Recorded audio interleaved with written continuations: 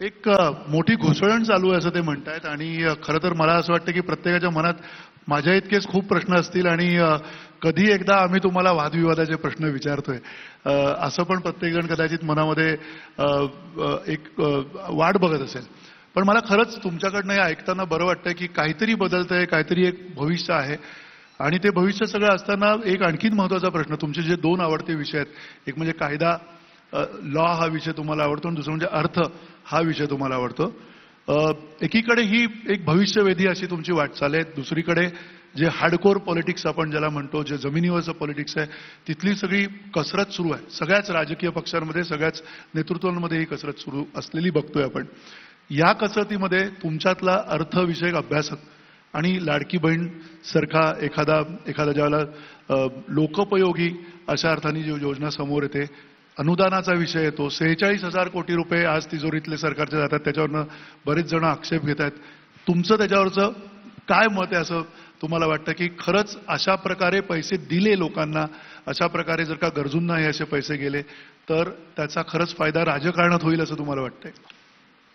मला असं वाटतं की सोशल सेक्टर आणि अर्थव्यवस्था या दोघांची आपल्याला नेहमी सांगडच घालावी लागते. सोशल सेक्टरमध्ये आपण जी गुंतवणूक करतो त्या गुंतवणुकीचा लगेच टँजिबल रिझल्ट आपल्याला दिसत नाही. उदाहरणादाखल इन्फ्रास्ट्रक्चरमध्ये केली तर रोड तयार होतो, पाईपलाईन तयार होते, पण सोशल सेक्टरमध्ये आपण ज्यावेळेस इन्व्हेस्टमेंट करतो त्यावेळेस त्याचा नेमका परिणाम काय झाला हे लगेच आपल्याला पाहायला मिळत नाही. एज्युकेशनमध्ये आपण ज्यावेळेस गुंतवणूक वाढवतो त्यावेळी काही वर्षांनी लक्षात येतं की एज्युकेशनमधनं आपण काय बदल केलेला आहे. आपण जेव्हा हेल्थ सेक्टरमध्ये गुंतवणूक करतो त्यावेळेस काही वर्षांनी लक्षात येतं की त्या गुंतवणुकीचा परिणाम काय आहे. तसंच आज आपण जर बघितलं तर समजा लाडकी बहीण योजना आहे, लाडक्या बहीण योजनेमध्ये जो पैसा आपण त्या ठिकाणी देतो तो पैसा हा मार्केटमध्ये परत येणार आहे. म्हणजे आपण जर विचार केला तर हे जे काही आमच्या भगिनींना 1,500 रुपये आपण देतोय, हे 1,500 रुपयातनं त्या काही सेव्हिंग करतील असं नाही आहे. तो 1,500 रुपये ते खर्च करतील. त्यांनी ते खर्च केले तर त्यातनं मार्केटला एक चालना मिळते, अर्थव्यवस्थेला एक चालना मिळते. तुम्ही शेवटी समजा 46,000 कोटी म्हणा, 30,000 कोटी म्हणा, हा पैसा जर मार्केटमध्ये आला तर त्यातनं अर्थव्यवस्था ही रोटेट होते आणि रोटेट होणारी अर्थव्यवस्था पुन्हा तुम्हाला तो पैसा परत करते. कदाचित त्याला पहिल्याच वर्षी तो परत येईल असं नाही आहे, पण एक 2-3 वर्षामध्ये ते सेटल होतं. त्यामुळे मला असं वाटतं की याचा काही अर्थव्यवस्थेवर एकदम दुष्परिणाम होईल असं मी मानणाऱ्यांपैकी नाही आहे. हा, एवढं नक्की आहे की डिलिजंटली आपल्याला करावं लागेल. आत्ता ज्या योजना आम्ही हातामध्ये घेतलेल्या आहेत, लाडकी बहीण योजना असेल किंवा मुलींच्या मोफत शिक्षणाची योजना असेल किंवा शेतकऱ्यांना वीज माफीची योजना असेल, या सगळ्या योजना विचारपूर्वक आम्ही घेतलेल्या आहेत. साधारणपणे आपली आवक काय आहे, आपल्यावरचं कमिटेड एक्सपेंडिचर काय आहे, आपल्याला गुंतवणूक काय करायची आहे, अशा सगळ्या गोष्टींचा विचार करून आपण केला आहे. मी एकच उदाहरण आपल्याला सांगेन की आता आपण शेतकऱ्यांना मोफत वीज देण्याचा निर्णय केला. आत्ता 1-2 वर्ष आपल्यावर त्याचा थोडा बोजा असेल, 14,000 कोटीचा बोजा आहे. पण जवळपास 2 वर्षांनी जेव्हा आपला सोलरायझेशनचा प्रोग्राम पूर्ण होईल त्यावेळी काय परिणाम होणार आहे, तर आज आपण काय करतो, शेतकऱ्यांना जी वीज देतो आपल्याला ती देताना 8 रुपयाची वीज पडते पर युनिट आणि शेतकऱ्यांकडनं आपण 1.25 रुपया घेतो किंवा 1.5 रुपया घेतो. म्हणजे जवळपास 6.5 रुपये आपण शेतकऱ्यांना त्याच्यावर सबसिडी देतो. आता सोलरवरती वीज 2-2.5 वर्षात गेल्यानंतर 8 रुपयाची वीज आपल्याला 3 रुपयाला पडणार आहे. म्हणजे आपल्यावरचा बोजा हा जर 1.5 रुपयाचा आपण पकडला तर तो जवळपास त्या ठिकाणी 1.5 रुपयाचा बोजा आपल्यावर असणार आहे. त्यामुळे क्रॉस सबसिडी देखील कमी होणार आहे जी आपण उद्योगावर टाकतो आणि थेट आपण जी सबसिडी आपल्या बजेटमधनं देतो ती देखील मोठ्या प्रमाणात कमी होणार आहे. तर माझा सांगण्याचा उद्देश असा आहे की ह्या सगळ्या योजनांचा विचार करताना भविष्यामध्ये या योजना चालवण्याकरता आपल्याला काय करावं लागेल याचा विचार करून या योजना आपण दिलेल्या आहेत.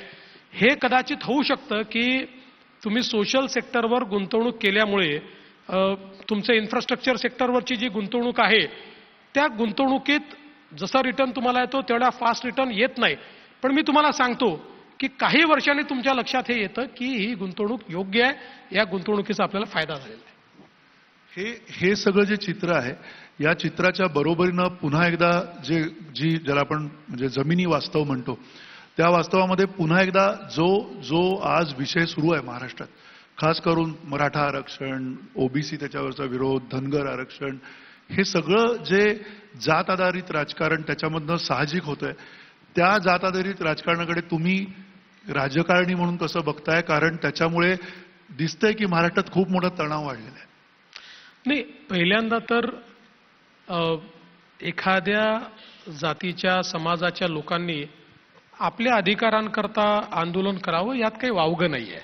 शेवटी प्रत्येकाचे एस्पिरेशन्स असतात, ते एस्पिरेशन्स पूर्ण होण्याकरता मागण्या असतात, त्याची आंदोलनं होतात आणि अल्टिमेटली आपण जर बघितलं तर आज एक मोठ्या प्रमाणात तरुणाई आपल्याकडे आहे. त्या प्रत्येकाचं एस्पिरेशन आहे, प्रत्येकाला वाटतंय की मला काहीतरी मिळालं पाहिजे.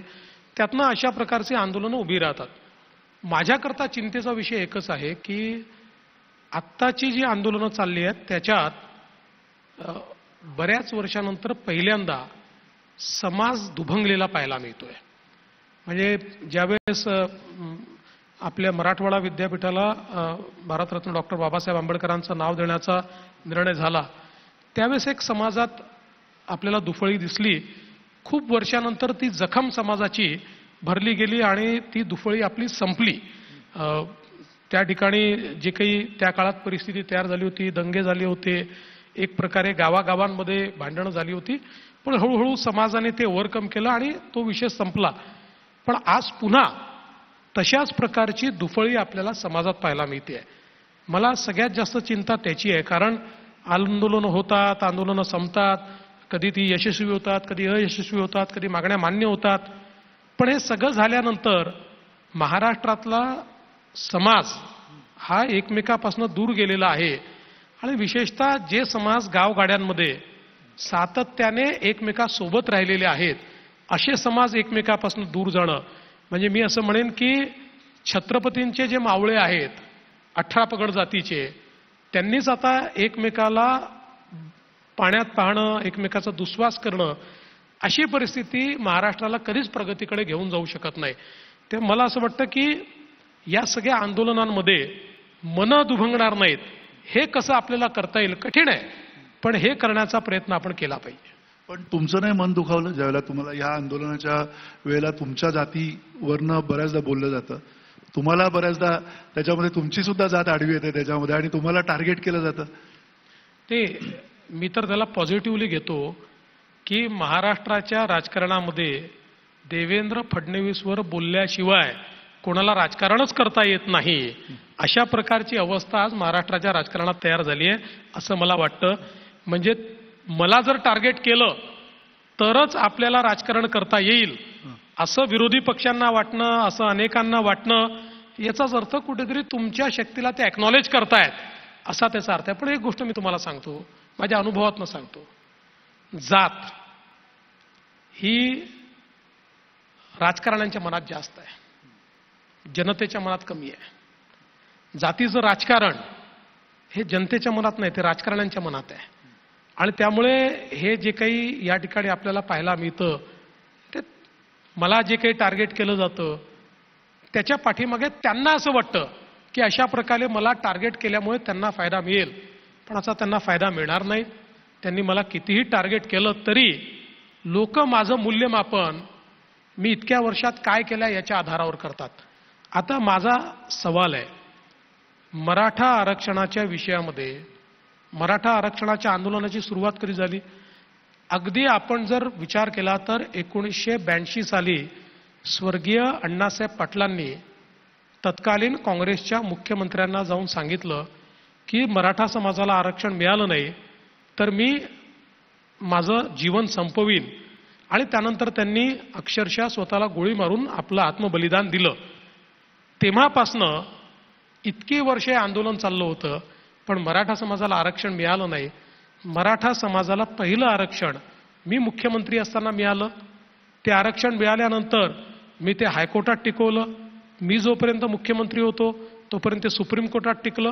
त्यानंतर सरकार बदललं आणि सुप्रीम कोर्टात काय काय घडलं आपण बघितलं आणि ते आरक्षण गेलं. पुन्हा नव्याने आमचं सरकार आल्यानंतर शिंदे साहेबांच्या नेतृत्वात आम्हीच ते आरक्षण दिलं. आणि सगळ्यात महत्वाचं काय आहे, आरक्षण तर महत्वाचं आहेच, पण आरक्षणाने सगळ्या गोष्टी त्या ठिकाणी पूर्ण होऊ शकत नाही, कारण जागा लिमिटेड आहेत. आणि म्हणून आम्ही हा प्रयत्न केला की अण्णासाहेब पाटील आर्थिक विकास महामंडळाच्या माध्यमातून आपण मराठा समाजात उद्योजक तयार केले पाहिजेत आणि त्याचं मी पूर्ण रिवायवल करून त्याच्या योजना तयार केल्या. मला या ठिकाणी उल्लेख करायचा आहे श्री नरेंद्र पाटील यांचा, अण्णासाहेबांचे चिरंजीव, की ज्यांनी त्या महामंडळाचं काम हातामध्ये घेतलं. 1,00,000 मराठा तरुण आज उद्योजक झाले आणि तो आकडा वाढतोच आहे. म्हणजे जे नोकऱ्या मागत होते ते नोकऱ्या देणारे झाले. आज आपण सारथीची निर्मिती केली तर अनेक तरुणांना IAS होता आलं, IPS होता आलं, अनेक तरुणांना MPSC मध्ये जाता आलं, तहसीलदार होता आलं, PSI होता आलं. त्यामुळे या सगळ्या गोष्टी ज्या केल्या आहेत त्या सगळ्या माझ्या काळामध्ये झाल्या आहेत, त्या सगळ्या आता आमच्या मुख्यमंत्र्यांच्या काळात झाल्या आहेत. दुर्दैवाने आमच्यावर जे राजकारणी आरोप करतायत, 4-4 वेळा मुख्यमंत्री राहिले, पण एकही गोष्ट मराठा समाजाकरता केलेली ते दाखवू शकत नाहीत. जे इतके वर्ष काँग्रेस आणि राष्ट्रवादीचे नेते पदांवर राहिलेत, एकही गोष्ट मराठा समाजाकरता केलेली ते दाखवू शकत नाहीत. त्यांना केवळ राजकारण करायचं आहे आणि ते राजकारण करतायत, पण लोक मला वाटत नाही की त्या राजकारणाला बोलतील.